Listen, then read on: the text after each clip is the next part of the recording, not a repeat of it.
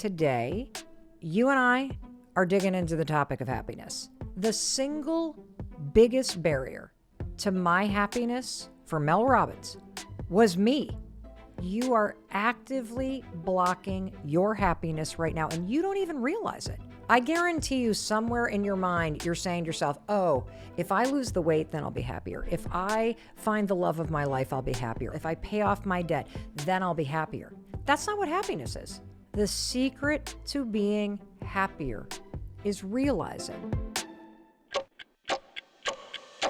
Hey, it's Mel, and I just want to take a minute and thank you. Whether you have been here since the very beginning of the Mel Robbins podcast, or you are one of the many new listeners that we have, I am so glad that you're here. My name is Mel Robbins. I'm a New York Times bestselling author, and I know that you tune into this podcast in particular for one reason, because you are committed to creating the best life that you can for yourself. And I think that is so cool. So thank you. Thank you for spending time listening to something that can help you do that. Thank you for spending time with me. And that brings me to today's topic. So today we're going to talk about happiness. And the reason why I want to talk about happiness today is because, hey, it's Mel. I'm so glad you're here with me on YouTube. Thank you for being here. I have a huge favor to ask before we jump into this episode on happiness. It'd make me really happy if you subscribe. It is my goal to have at least 50% of the people that watch this channel be subscribers. It really helps us bring you amazing content. Just take a second, please, please, please. Thank you, thank you, thank you. All right, you ready? Let's go. You gave me so much feedback on an episode that I released 2 weeks ago. You might have listened to it. It's called The 4 Important Life Lessons That I Learned the Hard Way So That You Don't Have to. And I'm going to link to that episode in the show notes in case you want to listen to it. But it doesn't matter if you heard it or not. I'm going to just dive right into one of the lessons that I shared on that episode. And the lesson was about my journey to become a happier me over the past 3 years. And you had so many questions about happiness. You wanted to know the details. What do you mean by happiness journey? What did you actually do? Can you explain how I can do it? And so today, you and I are digging into the topic of happiness. And I think it's important for me to start with the truth, which is I have been working really hard at being a happier person in earnest for the last 3 years. And so this is not going to be an episode that is packed with all kinds of fast hacks. I mean, hacks work. They are great. There are a lot of hacks that you can use that will give you a big boost to happiness, but that's not what we're doing today. Today, I think it's time to have a deeper conversation. And I want to share more about what it took for me to personally become a happier person. And one of the biggest insights that I've gained from the past 3 years, whether it's from all the therapy that I've done or the research that I've done on this topic or the experts that I've spoken to, or more importantly, the painful process of having to look inward and observe my own behavior and my own bullshit, is this. The single biggest barrier to my happiness for Mel Robbins was me. And by the time that you are done listening to everything that I'm about to pour into you today, I think you're going to have a million epiphanies. But the biggest epiphany that I am on a mission to have you have for yourself is how you are actively blocking your happiness right now, and you don't even realize it. And I can say that because that's exactly what I was doing. And when I read the things that you write to me, and when I bump into you in real life, when I even look at the things that people that I love struggle with, I can see the ways that you are also doing the same thing. And look, I was doing all the hacks. I was doing all the things that you're probably doing, the things that boost your happiness. Like I had a gratitude practice. I was smiling at people. I was appreciating the little moments. I was really, really, really working on bringing happiness to the forefront. But if I'm being honest with you, if I take you back 3 years ago, the baseline experience for me in my day-to-day life was I basically went through life feeling agitated, frustrated, or disappointed. Like that was my existence. I didn't want to feel that way, but that's just what it was like inside my body. And I didn't know how to be happier. Like for real. That may sound weird because you know me now and I've been doing all this work on myself. And also, even people that have known me for a long time, they're like, but Mel, you're a positive person. But Mel, you always laugh. But Mel, you seem to have a good time. That's not what happiness is. Happiness is something else. And that's why I want to get very real. And I want to be honest with you about what I was struggling with, about the bullshit I was engaged in, and about what it took for me to understand what was in the way of me changing my day-to-day experience. And if you want to be a happier person, which of course you do, I mean, who doesn't want to be happier? Here's what I'm going to tell you. If somebody as miserable on the inside and who felt like this grinding existence where I was constantly present to what was wrong, if I can learn how to be a happier person, you can learn to be a happier person. Not like the fake stuff, but like at a deep, profound level. And here's what it's going to require. It's going to require that you call yourself out on your own bullshit. And we hate doing that, don't we? I mean, this is why none of us change, because it's easier to just keep doing what we're doing. And in order to change, at some point, yeah, you got to change your behavior and change the way you think, but you also have to look in the mirror and you got to confront what you're doing that is blocking you from having what you want in your life. And that's exactly what I've had to do over and over and over again in these past 3 years. And here's what I want to do. I am going to boil this topic down for you by explaining 3 significant ways that I was blocking happiness in my life. And my hope in doing this is that I save you the headache, the heartache, and the misery that I created for myself internally. That's why I want to share this with you. And after I share the 3 ways that I was actively engaged in blocking my own happiness, I will give you a very simple exercise that you can do that will make this even more personal. The exercise makes you look inward so that you can, in the privacy of your own home, call yourself out on your own bullshit and see where you are specifically blocking happiness. And so here's how we're going to start. Let's get a definition of what happiness means in the context of this conversation, okay? Because it's really not a feeling of positivity. For me, when I use the word happy, it is a feeling of being content, present, and okay with yourself in your life. That whatever is going on the outside around you, that you have this ability to access a positive and supportive and optimistic baseline that is deep inside of you. And I think that's one of the mistakes that I made. I was always looking outside of me. Oh, when I get my bills paid, when I fall in love, when I, get into that school. And the truth is, if I'm being honest with you, I've been like kind of miserable for as long as I can remember. I was miserable in high school. I was miserable in college. I got into my dream school. I was at Dartmouth. I was miserable at Dartmouth. I then got into law school. I was miserable in law school. I then got a great job as a public defender. I liked the job, but I wasn't happy with myself. I got married to somebody that I loved, but I wasn't really happy with myself. Again, chasing on the outside. And I bet you do too. I guarantee you somewhere in your mind, you're saying to yourself, oh, if I lose the weight, then I'll be happier. If I find the love of my life, I'll be happier. Oh, if I get into that graduate school, if I pay off my debt, then I'll be happier. That's not how it works. See, I'm sure you've heard people talk about the fact that happiness is an inside job. I didn't know what the hell that meant.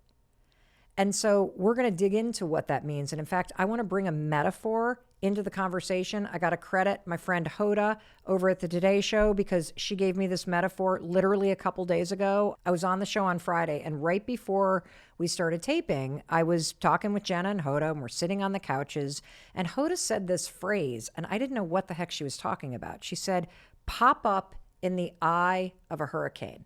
I'm like, what? What do you mean pop up in the eye of a hurricane? And I guess she had been covering a story where they were in a hurricane. And she said, well, Mel, have you ever seen the eye of a storm? And I'm like, no, I never have. I've seen the swirling kind of tornado hurricane thing before when they see it on the news. Well, she said, well, my gosh, if you pop up in the middle of one, it's crazy quiet. and still. Like there's all this chaos on the outside that you see when you see a hurricane or you see a tornado or you see this huge storm, but in the eye of it, it's still. And when she described this, I immediately latched onto that visual. Now, I, of course, have never been in the middle of a storm like that, but I started to think about the fact that life can feel like this gigantic storm, right, of chaos and things that are spinning around you all the time. And there are times in your life where things can feel completely out of control. And in my life, if I'm being really raw and real with you, I was the hurricane. Like I was constantly in a state of chaos internally. Yeah, I was smiling on the outside, but things were spinning around on the inside. And usually it was this negative feeling like something was wrong or something bad was going to happen. I was always just spinning and spinning and spinning. And if you can't relate to that, I bet you can relate to the fact that often in life, it feels like you can get swept up by the things that are going on around you. And so one of the things that I discovered in the past 3 years is that when I took a really hard look at myself, I'm the one that has been the hurricane of chaos, that my mood was often out of control because my mood was dependent on things that were outside of me. I was so easily turned into a bad mood or feeling disappointed or being stressed out or being sad or being all these things that I didn't want to feel. And so when Hoda shared this with me on Friday, I thought, you know what? I knew that I was going to talk to you about happiness today. And I thought, I got to bring this in because I do think that this connects to happiness. And here's how. The eye of the hurricane, that stillness in the midst of something chaotic going on outside of you, that is what I'm talking about when I talk about happiness. That no matter what is happening or who you're with, that you can access this quietness inside of you. Because learning how to be still and content, that is powerful. It doesn't matter who you're around or where you are, no matter what is happening, what's not happening, learning how to access that inside of you, to me, is the secret to happiness. So let me just ask you, can you do that?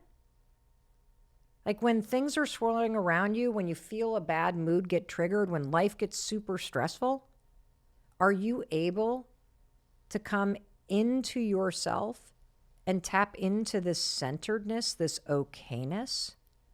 Can you let positive energy flow in, even when it feels like things around you are kind of chaotic? Well, if you're like Mel Robbins, the answer is no, but I want to be able to do that. You can, and that's the good news. You can find your strength. You can find your center. You can find the ability to be content even when there is a storm brewing. And I didn't know how to do this. My life felt like that hurricane. Your life might feel like that too. When I look back, my life was nothing but a relentless grind. Seriously. Like it was a grind to pay the bills. It was a grind to deal with the constant anxiety. It was a grind to be in a relationship where I felt always annoyed with the person that I was married to. My commute was a pain. Every single thing felt hard. It felt like a fight. And the only relief from that hurricane that I felt, which was my life for many years, was basically pouring a drink at night. Or I would focus on the weekend that was coming up. Okay, if I can just get to the weekend, I got to get through this work week, get to the weekend. It's just 2 days from now. Then I can step outside of the stress of this. I can escape my life for a minute. I can drive the kids to all the things they need to do over the weekend.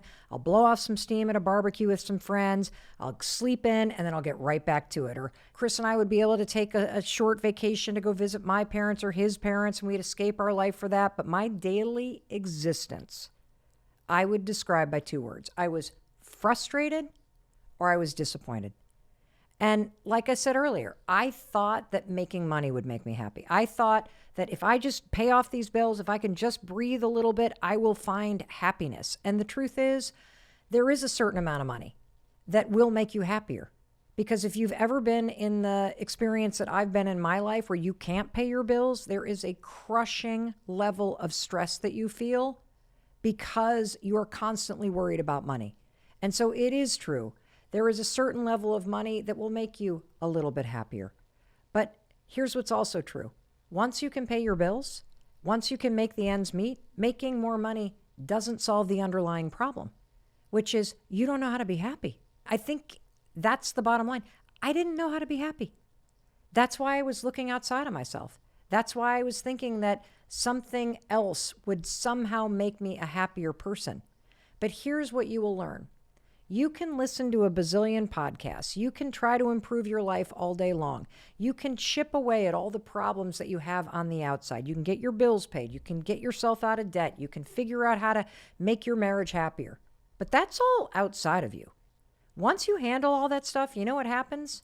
It just magnifies the fact that you haven't dealt with what actually isn't working on the inside. And that's what happened to me. Once I worked my tail off to fix everything that wasn't working, from the issues in my marriage to the crushing debt that we used to face to helping my kids through the various issues that they had, I had to face the person in the mirror. Once you solve all the things that are wrong around you, the hurricane's supposed to disappear, right? Wrong. Because the hurricane, when it comes to happiness, is inside of you. And that's exactly what I came face to face with 3 years ago. I'm going to tell you exactly what happened, and I'm going to share the 3 things that I discovered, the 3 ways that I was actively fighting against my own happiness. You're probably doing them too. Stay with us. We're going to hear a short word from our sponsors, and we're going to dig right back into this after a short break. Hey, it's your friend Mel, and do not skip this because I have something to give you for free. No kidding. Say goodbye to 2023. Let's say hello to 2024 and make it the best year ever. I have a free 29-page workbook. I made this for you to thank you for being here on YouTube, watching all of our videos, supporting our work. I'm going to help you answer what you want in 2024. And then more importantly, you're going to create a plan to go get it. Then I'll be here on YouTube motivating you every step of the way. You and me, baby. Let's create the best year ever. Just click the link. Boom, I'll take you to the page. You'll have this puppy in your hands in less than a minute and be right back here with YouTube for me to motivate you. I love you. Let's do this. Welcome back. It's your friend Mel. I'm so glad that you're still here because we are talking about probably one of the most important topics you and I could have a conversation about. And we haven't talked about this in depth on this podcast. And I got to give credit to a dear friend of mine, Pete Sheehan, who I have mentioned on the podcast. About 3 years ago, I was complaining about something, as I was often doing, and he looked at me and he said, you know what, Mel? You know what I've noticed about you? Is that the more successful you've become, the more miserable you are. Like, I know you. You're a positive person. You're fun. You're smiley. You're this and that. But I can tell there is a storm inside of you. And he was right. He was absolutely right. And that brings me to this statement that happiness is an inside job. It does not matter what you see on the outside of someone. It doesn't matter how smiley you are. It doesn't matter what your life looks like, how nice your car is, how long you've been in a relationship, how long you haven't been. All that stuff on the outside has nothing to do with how you feel on the inside. And that statement that happiness is an inside job, it honestly used to piss me off because I didn't know what it meant. But I do now. Because I have spent the last 3 years asking the really hard questions. Mel, what is all this frustration and agitation inside you about? And here's what I realized. I realized in my day-to-day life, I personally was actively blocking happiness from flowing into my life. There was plenty of reasons for me to be happy, plenty of reasons for you to be happy. I was blocking it from getting into me. And so when people say happiness is an inside job, here's what they mean. They mean you have to let it in. I'm going to say that again. The secret to being happier is realizing you have to let it in. And I want you to stop and just think about that. Do you allow happiness in? I didn't. I didn't even know how to let happiness in. You know, in the episode where I really dug into this, I referred to the lesson that I learned the hard way in 2023 as something I call dropping the sword. And let me explain what that means, because it relates to letting happiness in.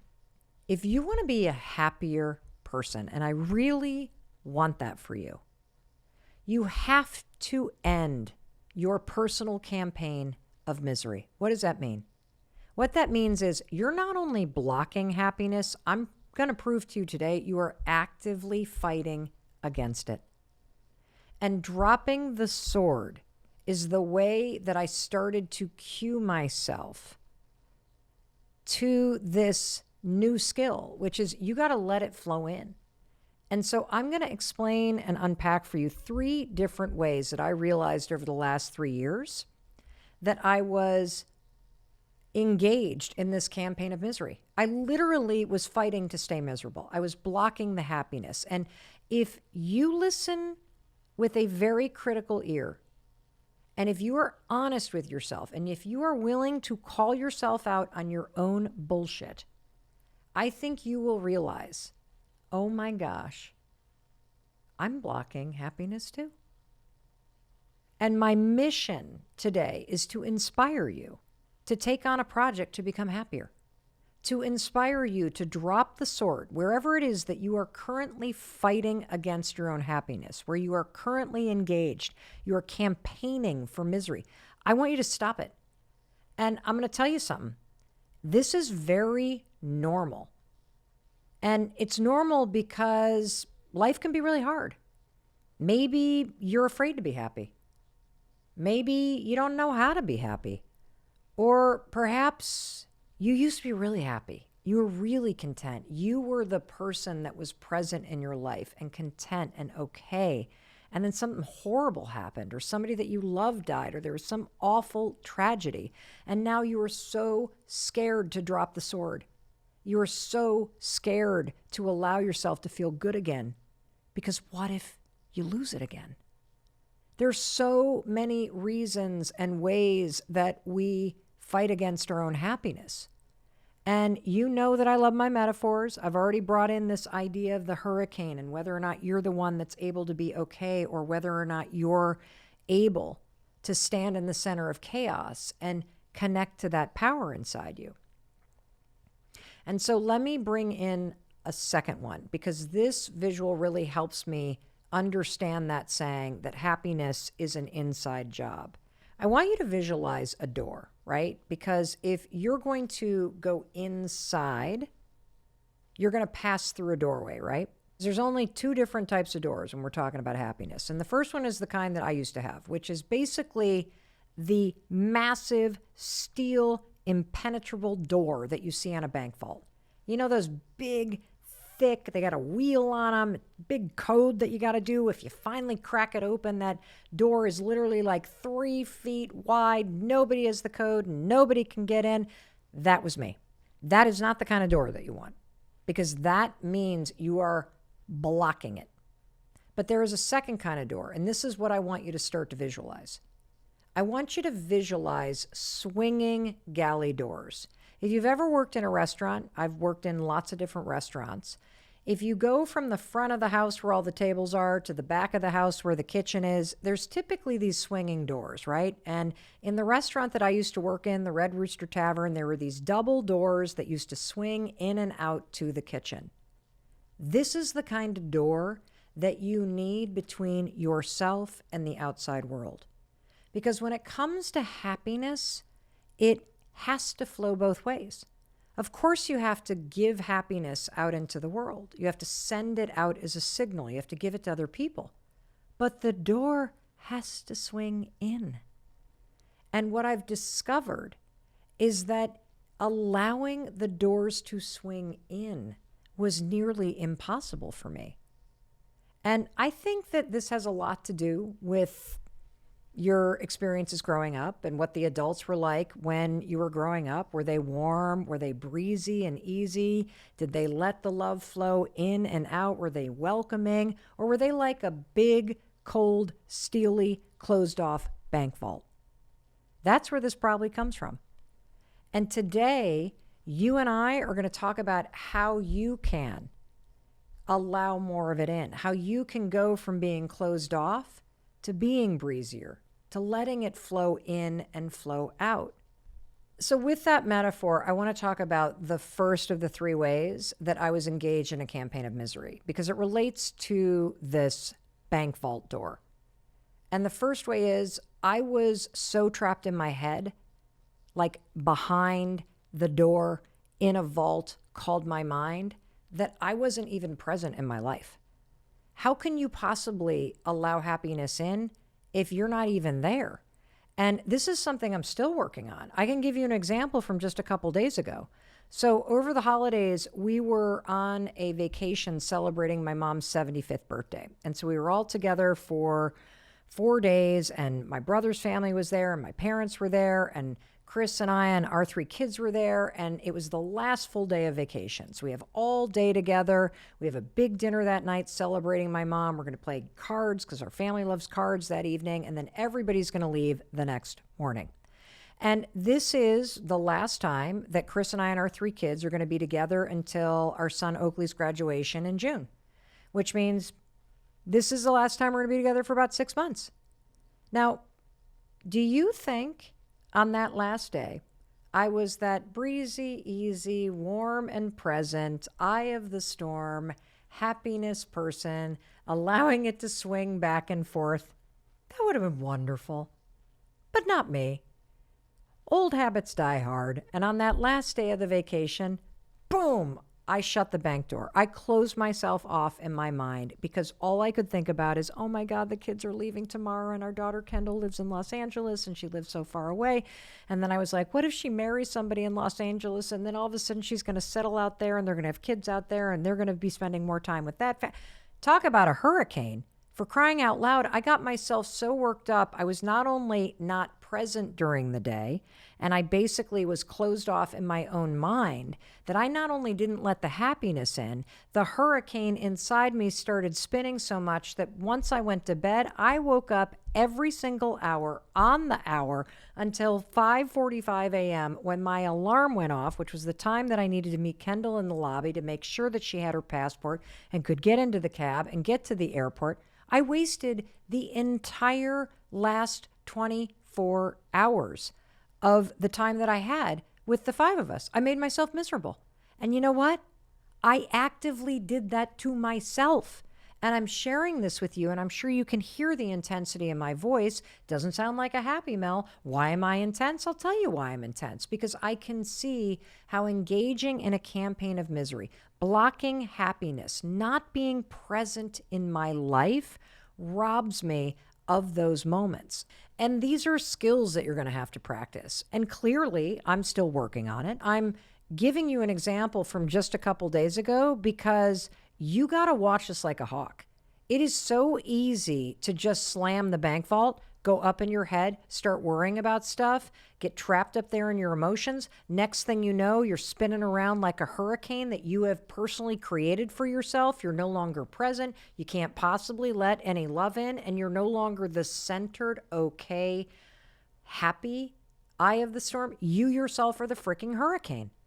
And I did it to myself. And I'm sure you do it to yourself time and time and time again. And that's just the first one. There are 2 more ways that I have been actively fighting my happiness. I guarantee you're going to relate to them. So don't you dare go anywhere. You'll be happy you didn't, because I'm going to be back after a short break. Stay with us. Welcome back. It's your friend Mel Robbins. And today you and I are digging into the truth about happiness. The fact that it's an inside job.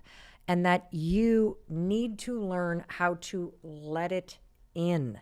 That there are things that you are doing, just like there are lots of things I've been doing, that block happiness. We've already covered the first one, which is when you yourself lock yourself in your head and you're no longer present. When you're up in your mind and you're worried and you're distracted, you're not in your life. So of course you're not allowing happiness in. The second way that I personally was blocking my own happiness is what I call picking up a sword. This is where you go through life and you feel like you're constantly bracing for a fight. Now, if you're the kind of person where you're constantly on the go, you're kind of hyper vigilant, you're on edge, you can see around corners, you're anticipating the next move, I want you to be honest with yourself. What does it feel like when your baseline day-to-day existence is that you got to be ready for a fight? That you literally wake up and it's like, boom, the Avengers. You've dropped into the day and you're bracing for the fight and everything's going to be a struggle. And when you walk into work and what your boss says and that text that you didn't get to, that was me. That was me.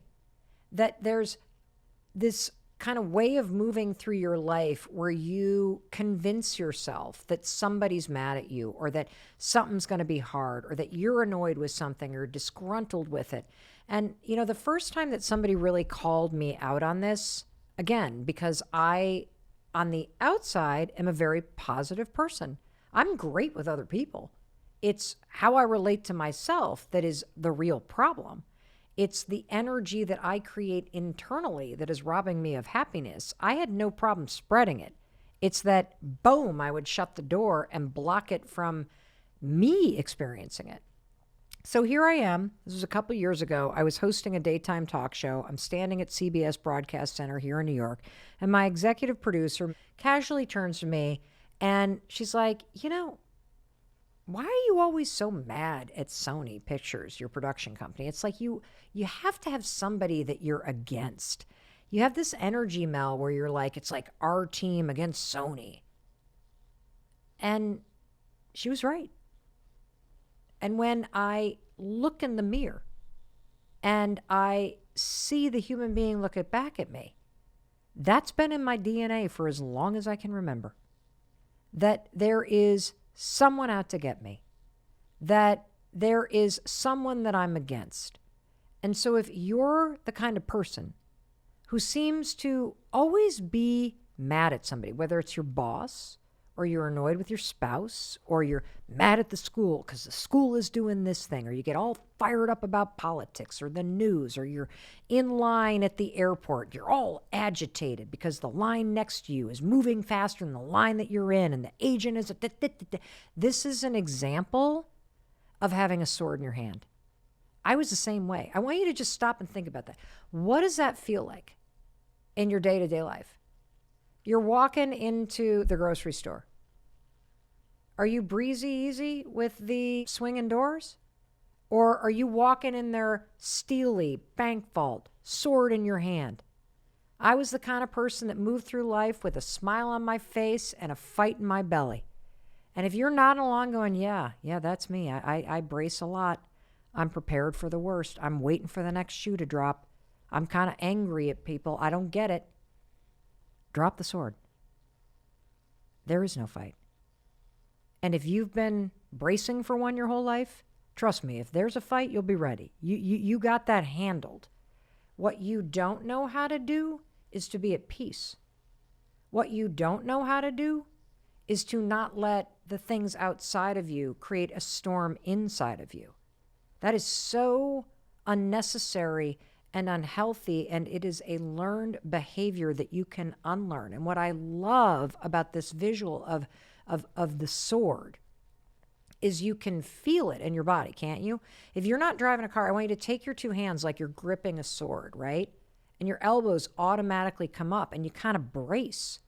And that is what it felt like for me. The bills would arrive in the mailbox, bracing. I'm trying to pick a line in the grocery store, bracing. I'm going to pick the wrong line. There's something that's going to go. Tell me, does that kind of internal energy, does that feel like a bank door that's closed off? Or does that feel like this kind of swinging thing? You know the answer. Because in some area of your life, you've picked up the sword. You've got to fight. You're bracing for something. And that is a way in which you're blocking happiness. It's a way in which you are engaged in a campaign, which is a fight for misery. And you have the power to stop that, to drop the sword. Now, the third thing that I was doing that was really blocking happiness, and this is a mindset thing. We have talked about this a lot on the podcast. I always thought about mindset more from the standpoint of success and focus and productivity and training my mind to help me get what I want.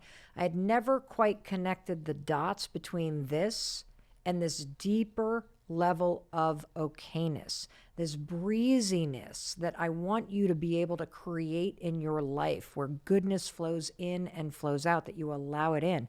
And it's this: being focused on what's wrong. Yep, this is a thing.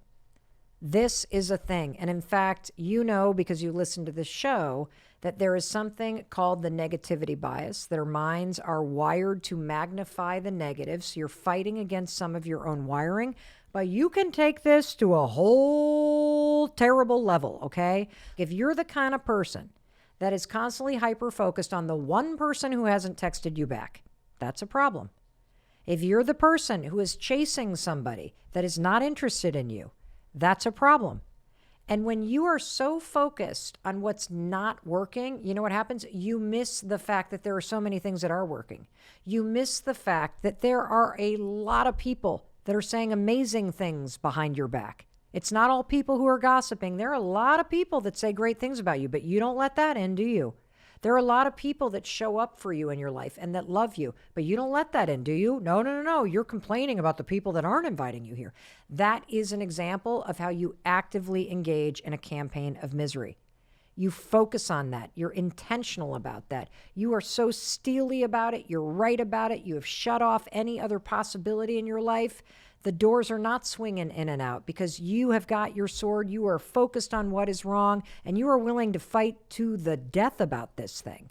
Here's another example of how you focus on what's wrong. So when I was on the Today Show a couple days ago, they had these questions that people had submitted on video. And there was this one awesome woman who said that, you know, Mel, it's my goal to spend 15 minutes a day and exercise as a mom, do some yoga, do something for myself, put myself first, 15 minutes a day. I got a young toddler, and here's the question. I've only been 50% effective. How can I be better at this? Let me just say something here. If you have a toddler and you're still able to find 15 minutes for yourself 50% of the time, that's amazing. Do not bash yourself for that. 50% positive is awesome. But when you are engaged in a campaign of misery, what do? You don't see the good. You don't see 50%, I'm doing it right, I'm going to call that thing out. No, you focus on the fact that I'm only doing 50%. That's a way that you're not letting the good flow in. How many times do you do that? How many times do you discount what you are doing? Yeah. You know, I did great. I met my quota, but I didn't do this. Yeah. You know, we've done all this great, you know, stuff on our house, but we had to do it ourselves. That you don't allow the good in. So those are the three biggest ways that I was actively blocking happiness. And I want to summarize them again. That number one, you're not present. You are so closed off. You're so locked up in your mind. You're so worried about everything else and everyone else and worrying about this that you're not even present. And if you're not even present, of course, you can't let things in. Number two, that you pick up the sword. You are bracing for a fight. Everything is a fight. The customer service rep, the line that's moving too slowly, everything has to have a sword to it. Just drop it.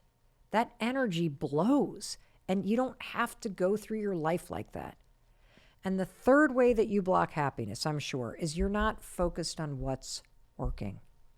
You are so focused on what's wrong, what's not working, that you're not allowing the good to flow in. Now that you're like, oh God, okay, yeah, I'm a miserable you-know-what, and now I don't know what to do because I've just listened to a podcast on happiness, and now I feel horrible. So thanks a lot, Mel Robbins, for making me realize that I am actively engaged in ruining my life and not allowing happiness in. Well, here's the good news. Now that you know that you're doing this, you can actually choose to do something different. And there are simple ways you can practice this. If I can go from being a miserable wench internally to a very happy, content person that is not hijacked by other people or the storms around me, you can too. So here are 2 things that I want you to do. First of all, visualize the swinging doors. This has helped me so much. I do this almost every day of my life. Notice your energy. Are you going through your day-to-day life and you are allowing the doors to swing in and out? Are you allowing the good to flow in? Because that was the hardest part for me, and I'm sure it is the hardest part for you. When something good happens, acknowledge it. Let the good come in. Second thing, when somebody gives you a compliment, don't brush it off. Look the person in the eyes and say thank you. When somebody says, do you need some help with that? Can I help you? Don't say no. That's your bank vault door shutting out happiness, not allowing it to flow into you. Let someone help you. I can give you an example. This is something I'm working on. I am so used to traveling that when I pull up to a hotel in my Uber and I jump out of the car and somebody is awesome outside of the hotel, it's like, hey, can I help you with your bag? I'm like, oh, no, I've dragged it all the way from Boston. I can get it. No, let them help you. Let it in. That's a way that you can practice this. And here's a third simple way that you can practice this. Do you tell people that you love them? Like, I'm not telling, like, hey, love you, bro. That's not what I'm talking about. The fact is, most people do not tell people that they love them. I am constantly shocked and sad by how many of you write in and say that your parents never told you that they love you. I mean, this is a big deal. It's just 3 words. And this is a way that you can be the swinging doors. You know, I was having this conversation with Oakley and one of his really good buddies, and his friend shared something really cool with Oakley. He basically said to Oak, you know, I wrote one of my college essays for the college applications about you. And Oakley was like, really? What was it about? He said, well, I wrote about the fact that you always tell me that you love me. Like every time we're hanging out as a group of friends, you just say, hey, you guys, I love you. I'll see you later. And you just do it. And it's had a real impact on me. And now we all do it as friends. And it made me realize how closed off everyone in my family is, that nobody actually says it. And so I've started doing it. Now, that's a small example of somebody who didn't even know that this was possible. He was around somebody who was freely letting that flow in and out. Lots of hugs. I love you all the time. When he's hanging up the phone, when he's saying goodbye at the end of school. And now guess what? This friend of his is now saying it to his family.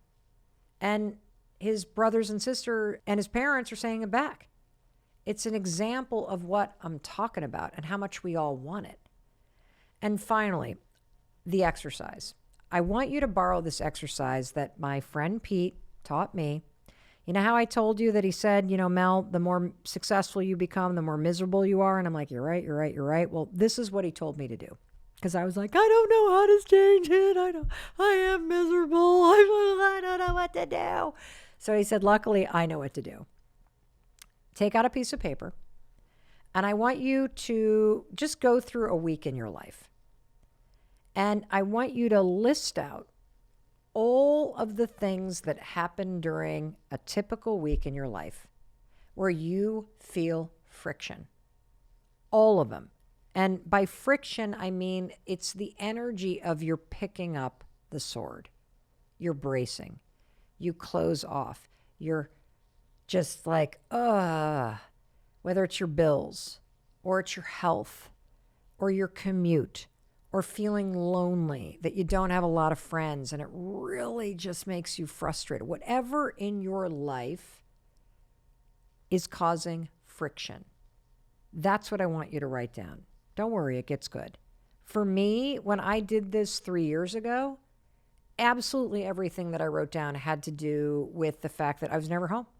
I was working too much. I was always on a plane. I hated my life. I didn't have any friends. Why? Because I was always on a plane. I miss Chris. Why? Because I was always on a plane. I didn't see Oakley as much or my daughters as much. Why? Because I was always traveling for work. And I'll tell you what else. I had a lot of excuses about it, but I can't, but this, but that, but the other thing. Again, the excuses and me like complaining about it is part of this campaign. And I'm going to get into that in just a minute. Now, if I were to do this exercise right now with you, you know what would be on the list? Probably all of the things that I gripe about related to menopause. I actually did a whole episode about this, bitching about how bloated I was. Remember the red pants episode? And just kind of feeling frustrated, and there's nothing that I can do, and these excuses about it, and feeling closed off about it, and feeling shut off about it, which what? Anything on that list that creates friction, what does that feel like? It feels like a freaking hurricane, doesn't it? It feels like you're like intense. It feels like you're out of control. It feels like every excuse in the book for why you can't change that thing. So list absolutely everything. It causes friction that you're the one that has to walk the dogs and you didn't even want the dogs. It was your family that wanted the dogs and now you got the dogs. So list it all out. And now I want you to lean into it. Why is this creating this agita inside you? Why is this the hurricane that is spinning inside you? What is this list about? And let me tell you why it is so important to write this down. It's so important because you and I stay so trapped up here in our heads. We are behind that bank vault door, closed off, thinking about all these things that are making us miserable. And here's the thing. You are not stuck with this list. When you write this list down, when you get this out of the bank vault, out of the hurricane of your mind and into the physical space, the real world, on a piece of paper, staring you in your face, now you can work on it. Let me tell you what's going to happen when you do this exercise. First of all, there's going to be a lot of stuff on it because there's a lot of stuff that you're complaining about that you don't even realize you're complaining about it. You just live with it. You sit with it in your head. But when you complain about something, you are actively engaged in your own campaign for misery, period. You are fighting for it. When you sit there and go, oh, but I can't do this, but I'm stuck with this job, but this will never change. But And why do we do this? I'll tell you why. Because it's easier to complain about something than to change it. It is easier to feel frustrated and disappointed and stay stuck in the cycle of misery because you're used to it. And here's the thing that you're going to realize when you get all of this down on paper and you say, this is the hurricane. This is the stuff that's stirring up stuff inside me. This is where I'm putting my energy. I put so much energy into keeping this alive and in place because I'm constantly explaining all the reasons why I can't do anything about it. I'm constantly talking to myself about it. This is what the campaign of misery is. And that's why I want it on paper.